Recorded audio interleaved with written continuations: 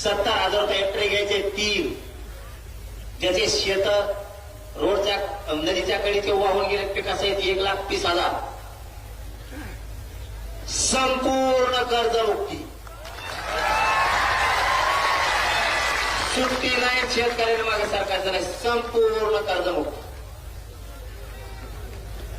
5वा मुद्दा, ज्या शेतकऱ्यानं विदर्भातल्या, मराठवाड्यातल्या, खानदेशातल्या, पश्चिम महाराष्ट्रातल्या आणि महाराष्ट्रातल्या शेतकऱ्यांनी आत्महत्या केल्या. आतापर्यंत 20 वर्षात आतापर्यंत आत्महत्या केलेल्या शेतकऱ्याच्या कुटुंबाला शासकीय नोकरी सरकारनं द्यायची.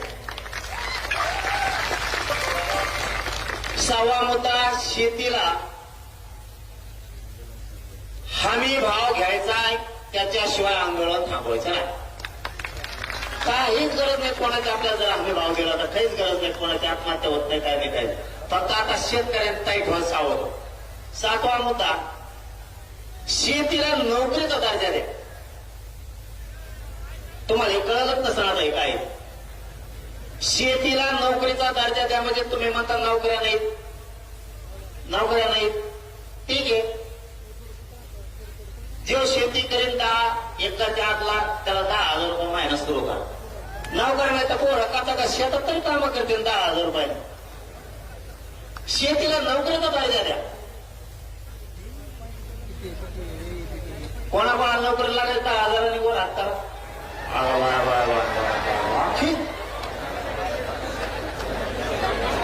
मग आहे का नाही चांगली मागणी आपली. शेतीला तुम्ही म्हणता नोकऱ्या नाहीत, शेती कशी देईन, पोरं नाक तरी लागेल पोराला.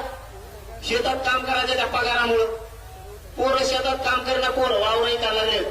आणि 7वा मुद्दा, शेत इकायचे नाही, शेत कोणी इकायचे नाही.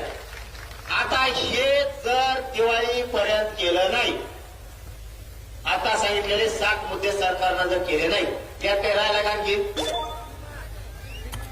आणि 3 ट्रिगर, 8वा मुद्दा, पीक विम्याला यांनी 3 ट्रिगर बसवले, ते ट्रिगर उठवायचे. पीक विमा सगळा द्यायचा. हे जर दिवाळीपर्यंत केलं नाही तर आपण एक काम करू. महाराष्ट्रातले सगळे शेतकरी एक तर धाराशिव जिल्हा किंवा बीड जिल्ह्याच्या बाँड्रीवरती बैठकीला बोलू, किंवा जालना जिल्हा, संभाजीनगर, जळगाव, बुलढाण्याच्या मधी बाँड्रीवर जर पुढे जागा असेल तर तिथं महाराष्ट्रातले सगळे बैठकीला बोलू, किंवा मग अहिल्यानगर, सोलापूर किंवा बीड जिल्ह्याच्या बाँड्रीवरती एखादं गाव शोधून तिथं बैठकीला शेतकरी बोलू आणि किती तारखेला आंदोलन सुरू करायचं हे सांग.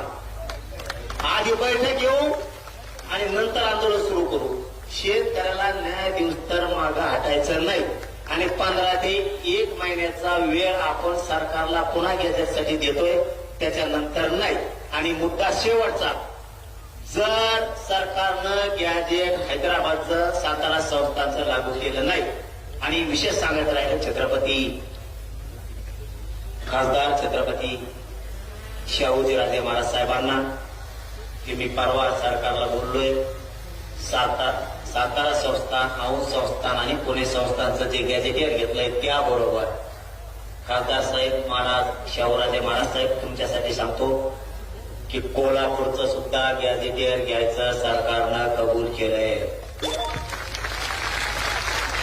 जर सरकारनं मराठवाड्यातल्या सगळ्या मराठ्यांना दिवाळीपर्यंत आरक्षणात नाही घातलं आणि आजपासून दिवाळीपर्यंत म्हणजे 1 महिनाभर किमान जर शेतकऱ्यांचे प्रश्न मार्गी नाही लावले तर जिल्हा परिषदला सरकारचं एकही शीट शेतकऱ्यांनी निवडून येऊ द्यायचं नाही.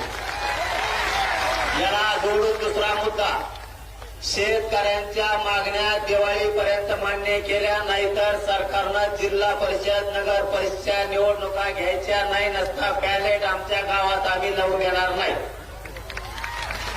महाराष्ट्रातल्या सगळ्या शेतकऱ्यांची कर्जमुक्ती केल्याशिवाय, ओला दुष्काळ जाहीर केल्याशिवाय, त्याला मागल 100% त्याचं नुकसान भरपाई दिल्याशिवाय पीक विमा दिल्याशिवाय आम्ही निवडणुकीची तारीख घोषित करून देणार नाही. तर तुम्ही जर केली तर मंत्र्यांना महाराष्ट्रात सभा घेऊ द्यायची नाही. ठरलं का? आणि गॅजेटचं सुद्धा सोयीला लागल, काळजी करू नका. गॅजेटचं सोयीला लागल, 100% गॅजेटचं सोयीला लागणार नसता. महाराष्ट्रात नेत्याला फिरून देणार नाही आपण, त्याची काळजी करू नका. फक्त सगळ्यांनी अर्ज करा आणि दिल्लीला पण जायचंय, काळजी करू नका. दिल्ली येणार का तुम्ही सगळे? पण सांगतो तारीख दरम्यान तुम्हाला, थांबा. आधी या 2 गॅजेटच्या अंमलबजावणी होत्या, सातारा संस्थान आणि पश्चिम महाराष्ट्राचे. आणि सगळ्यांना विजयादशमीच्या खूप खूप शुभेच्छा देतो.